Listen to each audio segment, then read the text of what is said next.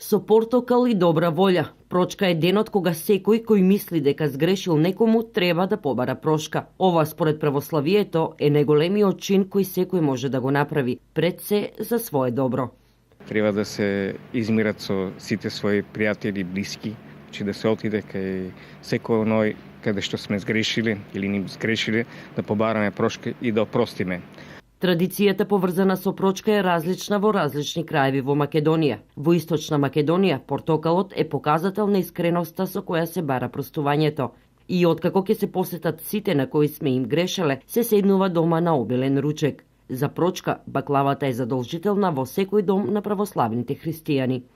За некои други краишта пред се во западниот дел од Македонија е карактеристичен обичајот амкање на јајца.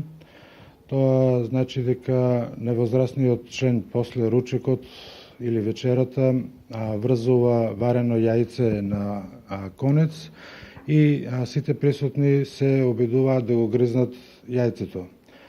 Овој обичај заради тоа што сметаат дека на тој начин луѓето ќе бидат заштитени од разни болести на зъбите, дека зъбите ќе им бидат бели и здрави како што е здраво и бело јајцето.